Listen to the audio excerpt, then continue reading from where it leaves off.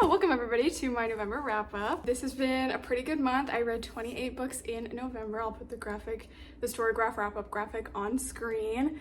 I read almost 10,000 pages, 9,785. My average rating was a 5 because I don't typically star rate my books unless they're perfect 5 stars. And a 5 star is different than a favorite to me, so you gotta really do something special to be a 5 star. And those two books were Always Coming Home by Ursula K. Le Guin and Seth Dickinson. It's Exordia, which we will get to in this video. My average book length was 348 pages and my average time to finish was 5 days. That's Always Coming Home, dragging that up. I read 96% fiction and 4% nonfiction. I'm not doing very good at my goal to read 10% nonfiction this year. And my top 3 genres were fantasy, LGBTQIA+, and sci-fi. I read 71% of my books in print, most of them from the library, and 29% digitally. Then the only day that I did not read at least one page was on Thanksgiving because I was with my family, and then by the time I got home I was so tired. So there's that, and I think I'm gonna do this kind of the same way I did it last time, where I just talk about my favorites and my least favorites, the books that I have a lot to say about. But before we get into that, I do have a little bit of book mail that just arrived, so I'm gonna open that and try not to dox myself. Okay, so this is kind of one of the stupidest things I ever have, but I got the Destiny Grimoire Anthology, the Royal Will Edition.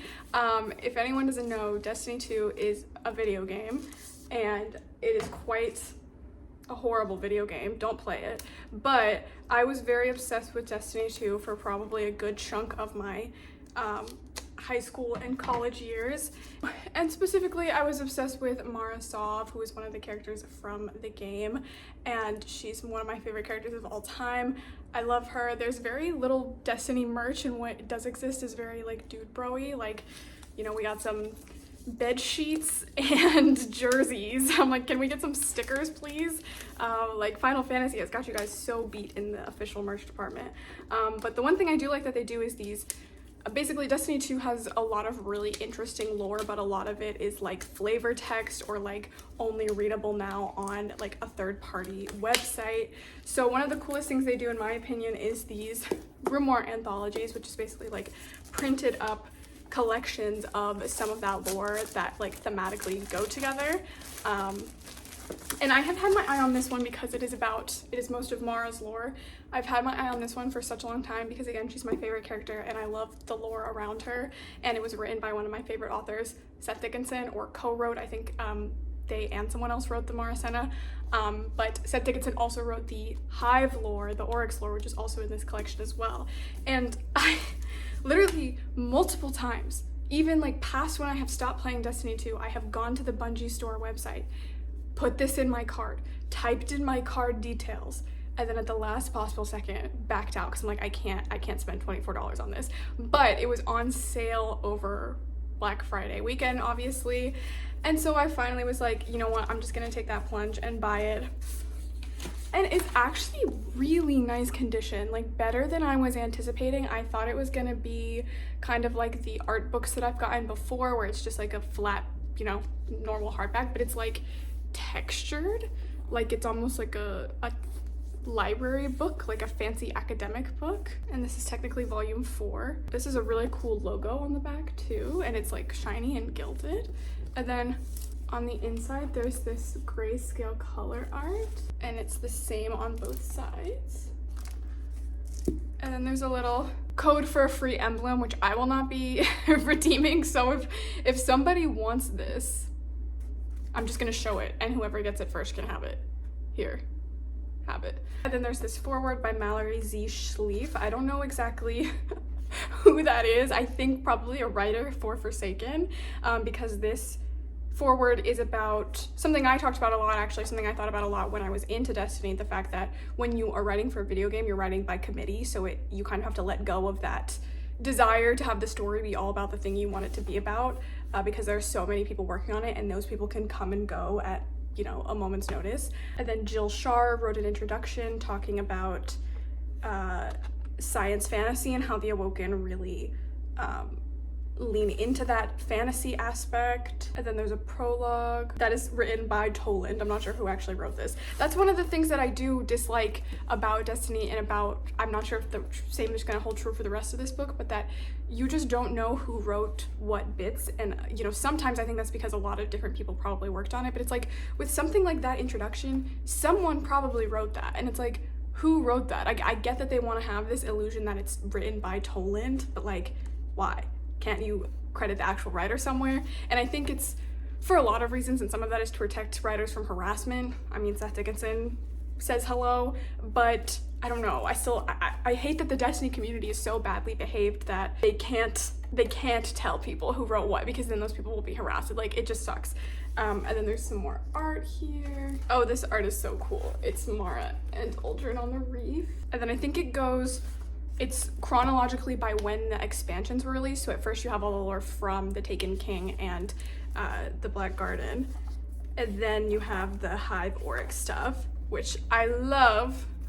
When it's got this at the beginning, you know it was written by Seth Dickinson, because they love to do this. They love to write like a fake message prologue and like a fake telegram format, and I love that for them. The formatting is good, the quality of the pages is good, I really like the art in it.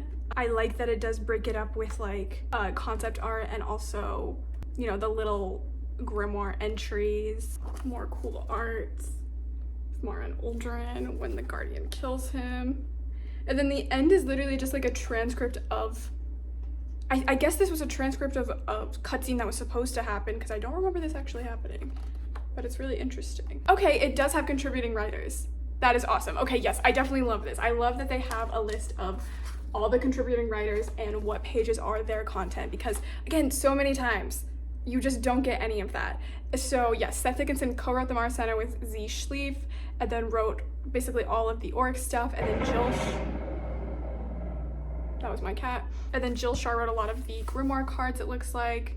And then there's a couple of other, I knew it. I knew Seth Dickinson wrote the Toland stuff. And then they also have the artists. The editor, art direction, and design was Lorraine McLeese. The art direction and cover design was Garrett Moreland. The illustrations were done by Richard Anderson. Additional art was done by Jesse Van Dyck, Jamie Jones, Kekai Kotaki. The graphic design was done by Spencer Shores and Tim Hernandez. Those are the ones I want to shout out for the art. But yeah, that's so cool. And it actually has an ISBN, so you can like log this on storygraph.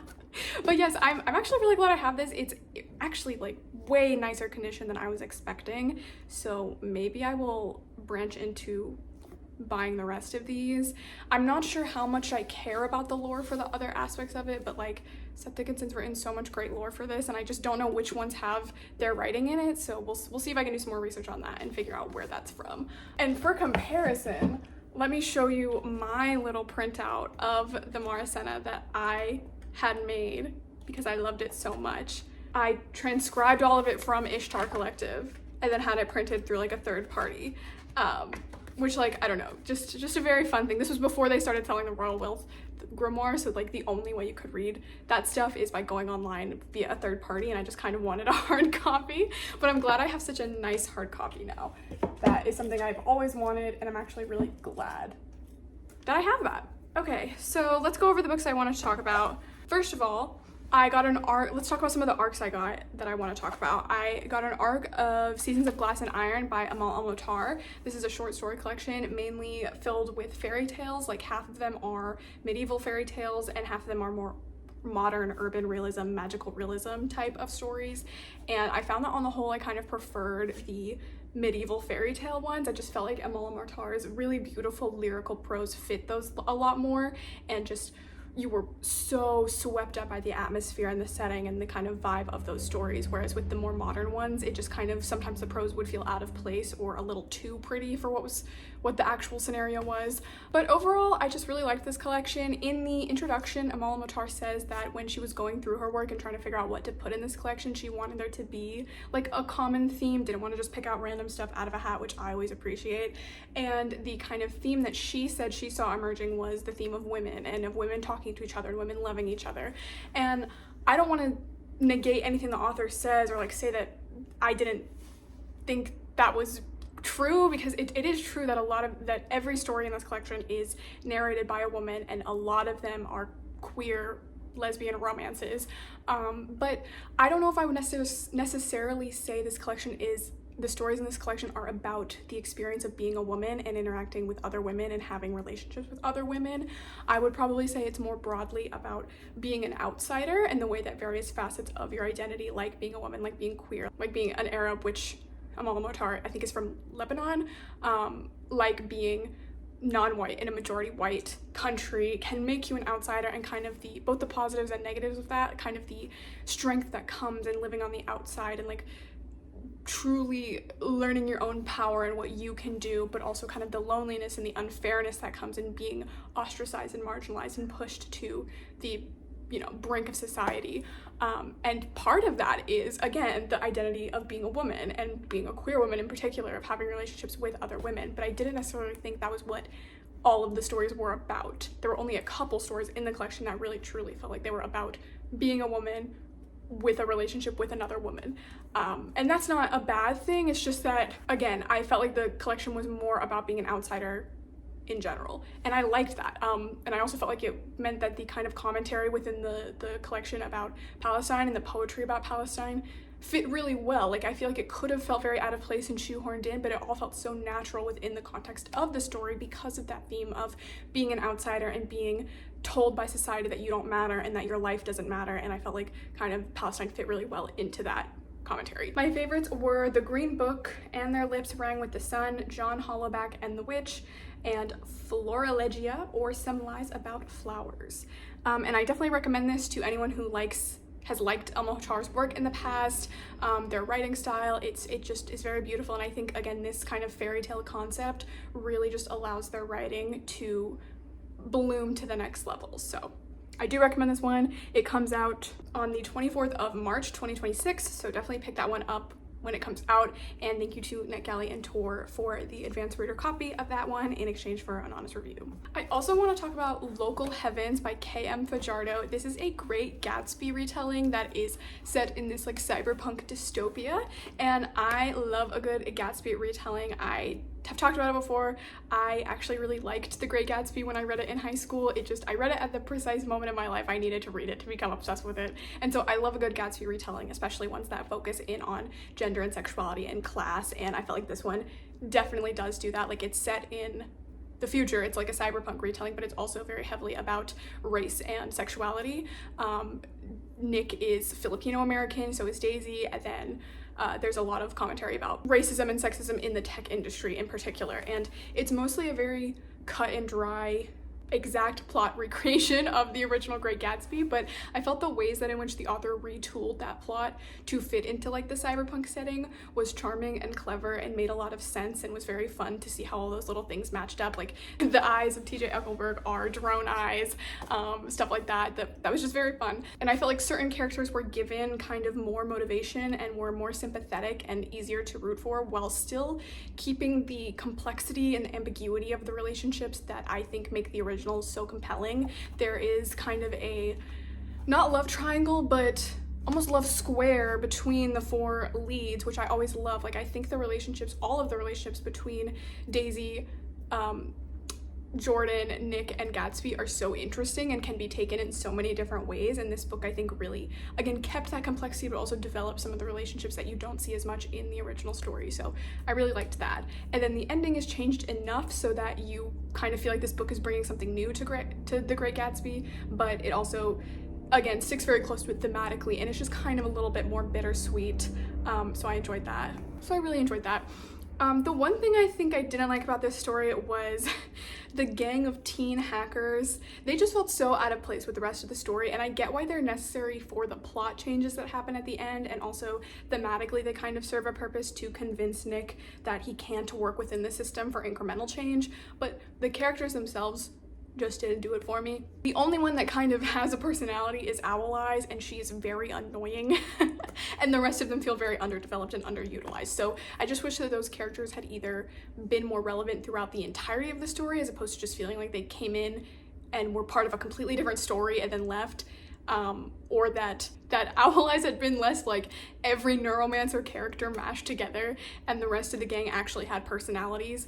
That was the one thing about this story I didn't entirely love, but the rest of it I just really enjoyed. I think I read from like 30% of this book all the way to the end in one sitting, even though I know what's gonna happen in The Great Gatsby. It's not like there's, you know, a huge plot twist that I'm waiting to happen, but I just really enjoyed it. I enjoyed the writing style. I enjoyed what the author did with the original story. And to get a little meta with it, I noticed like halfway through reading that this book was published by a Bindery Books imprint, which I remember seeing stuff about that on BookTube a couple of months ago, probably when it was like first starting, and feeling very skeptical that any books were ever going to be published by Bindery imprints. So I guess I have to eat my words there. And it was such a good book too, like not even just to my taste, but just like felt like it was a well-written book, well edited, had a great cover. Like it didn't feel like a scam or like a multi-level marketing scheme or like a vanity press. Like it felt like a real book. And so I guess I'm less skeptical about Bindery now. I still have doubts about its long-term success as a business model, but it's cool to see that at least books are being published by Bindery imprints and that they do have a level of quality that you want from published books. So that was pretty cool to see.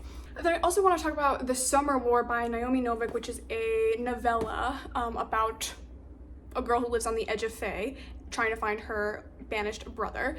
And I have talked a little bit before about how I really love Naomi Novik's fan fiction about her published work. I have just never liked. I had to read A Deadly Education for a class I took in undergrad, and I just didn't like it at all. And then I read like 4 or 5 of the Temeraire books, and I felt like each one just got worse and worse, and less charming to me.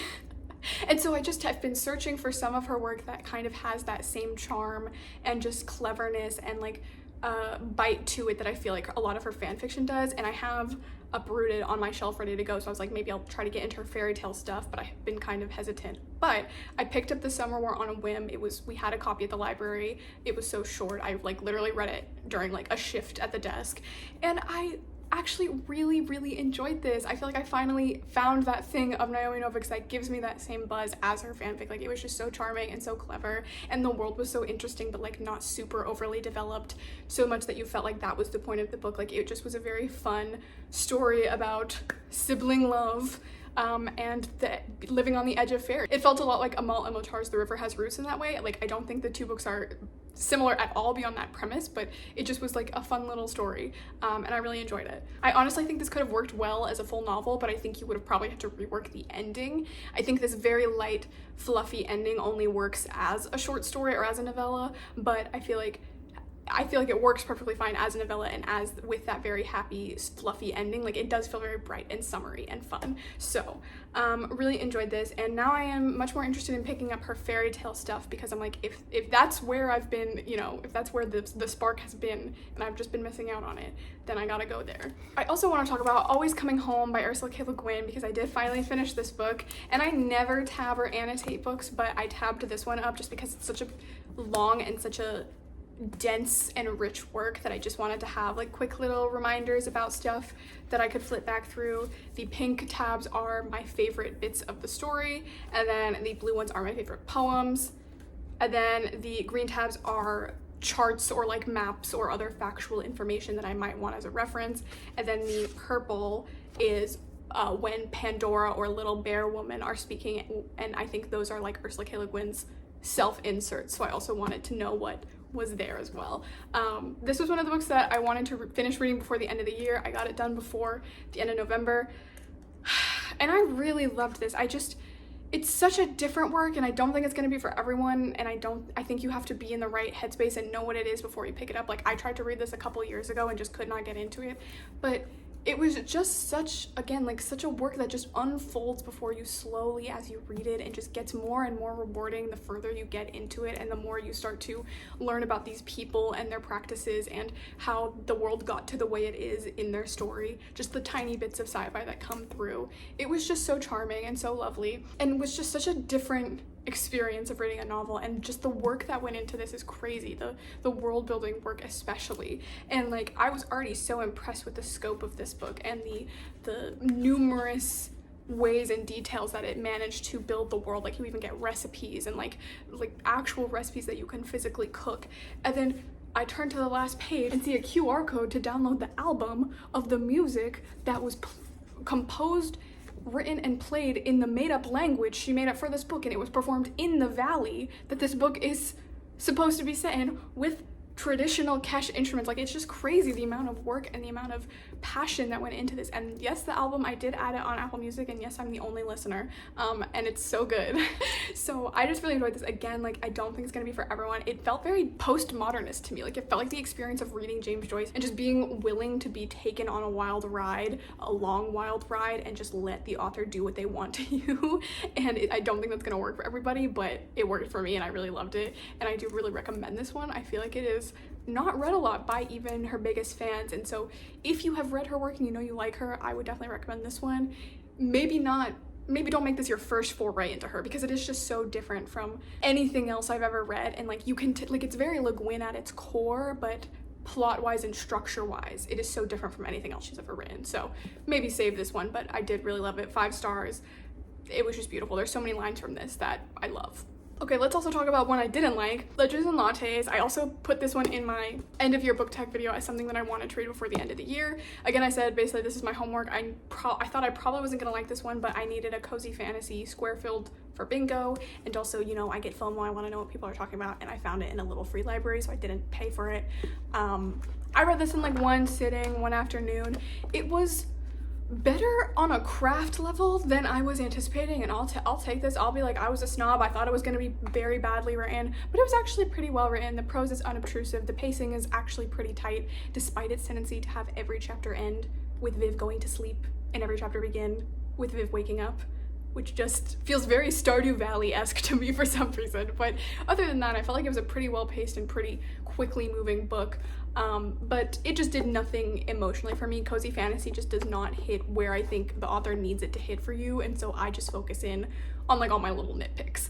And for me, this book is like the epitome of like cozy capitalism, because they were just, the whole plot is about Viv like setting up her small business, and there's so many little details in which real capitalism and its cruelties sneak into the book and just ruin the coziness for me. So I can't really get totally immersed in like the cozy feel-good nature of it, because I'm just thinking about how like Viv is a dick in some ways because of the way that she is running her business due to capitalism. And I think it's made even worse by the fact that the book is so cozy and otherwise has no conflict. Like, Viv never actually has to worry about running out of money or about like not making ends meet, about not being able to pay her employees who are all her best friends. She never has to worry about mean customers acting badly that she has to kick out. Just everybody is super nice and super pleasant, and she has apparently unlimited funds of money to renovate and build and keep the place running. And so to me, it just made it really weird when, like, again, real cruelty of capitalism happened in this book. Like, the prime example I have is when they've just opened, they don't have any customers yet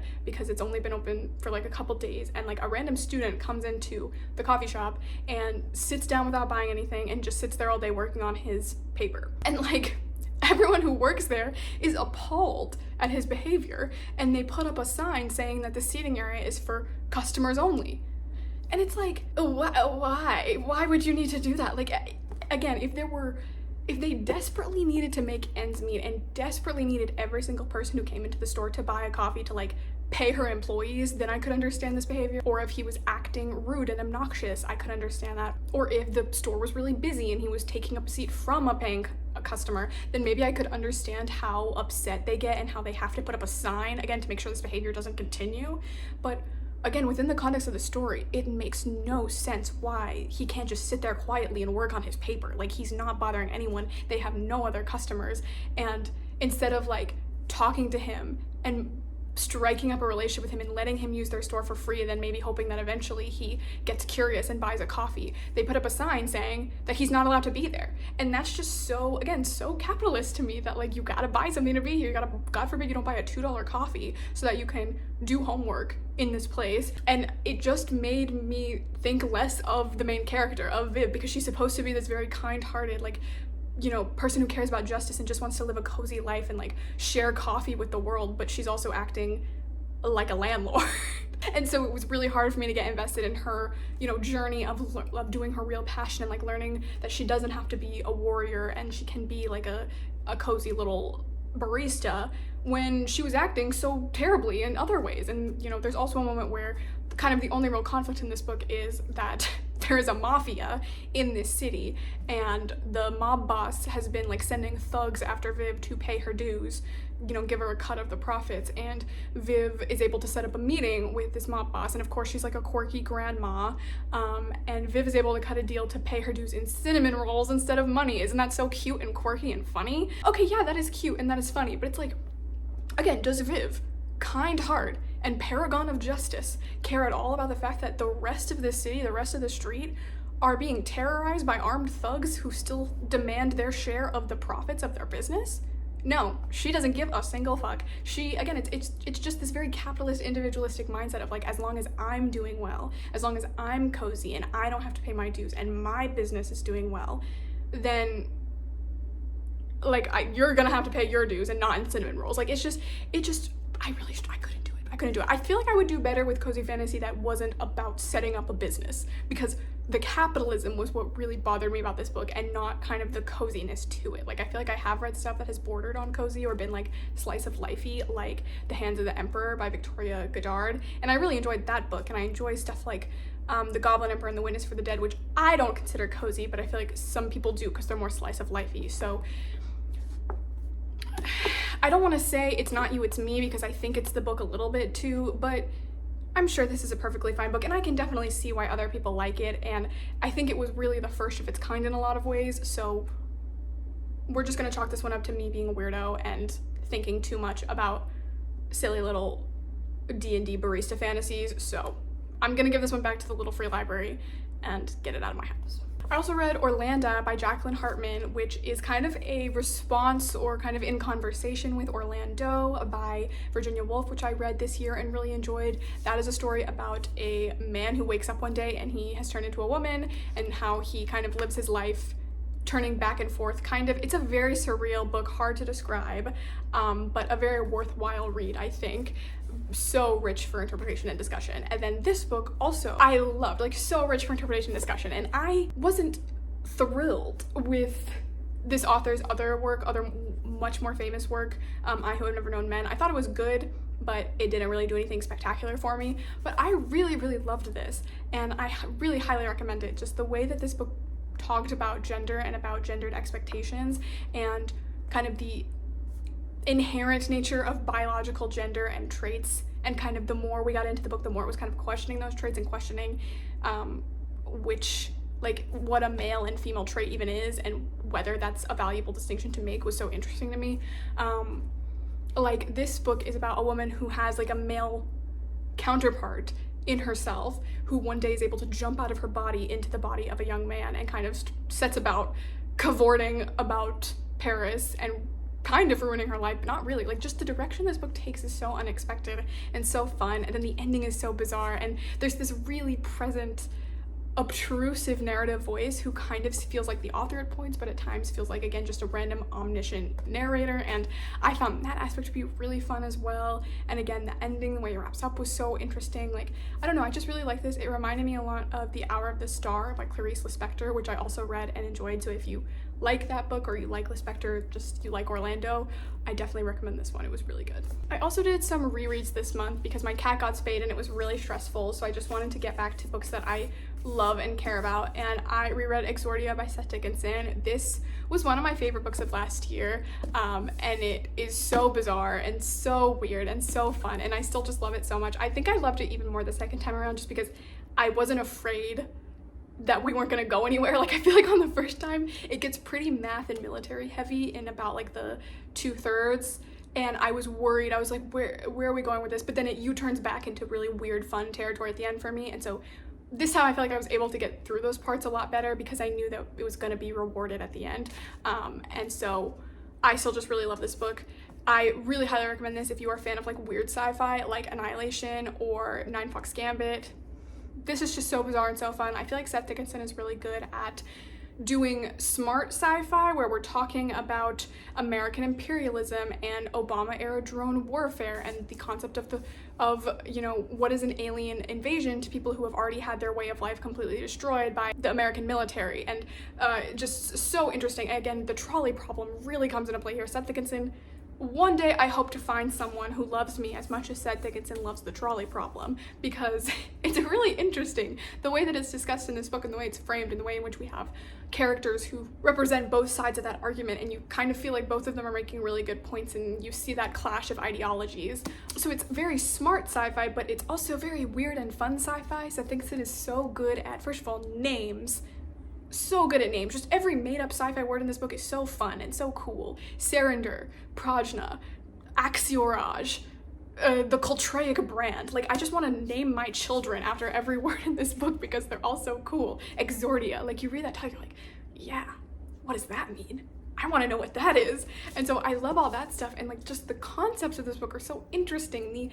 The concept of there being narrative levels of hell, and like the aliens are searching for a MacGuffin to undoom their souls to hell, and like the way that the aliens use narrative to make their subjects just an object in their story to make sure that they can never rebel and never really stop being their slaves. And so it's just, again, so weird and so fun, yet so smart and so wonderful, and it's so clearly a passion project. And there are definitely places in which it is self-indulgent and goes off the rails a little bit, especially again in regards to math and like fighter pilots and bombs and stuff, but to me it's so, the good so outweighs the bad, and I don't even necessarily think those are bad parts, just parts that maybe aren't as perfect as the rest of it, that don't feel like they have super a place in the book, but that I still really enjoy. And the first 40 pages are so different from the rest of the book, and I really like that. I feel like a lot of people that I saw in the storygraph reviews were like, I love the first 50 pages, that's just like an alien lesbian rom-com, but like the rest of the book, I didn't do it for me. And I'm like, I love that though. I love the contrast between the first 40 pages, which are so fun and weird, and then the rest of the book, which is so weird and at times not fun and very serious and like a military thriller about first contact and about trying to communicate with an alien object that is so foreign and so alien that the very act of communication is harmful to you. It's just so good. It's so good. The contrast between that and kind of the difference between Anna's first meeting with Srin and how beautiful and how, you know, understanding it is, and how they're so narratively linked immediately, versus the humans trying to communicate with Blackbird and how horribly that goes. Like, just love this book. I really recommend it. I would do anything to get a sequel to this, because it ends in such a place where like you could be okay if we never got a sequel. Like, it feels okay, but it sets up so much interesting stuff. I really want to just see this crew go on crazy space opera adventures, and I'm so sad that we're probably never gonna get that, but really love this book. Again, I really highly recommend this.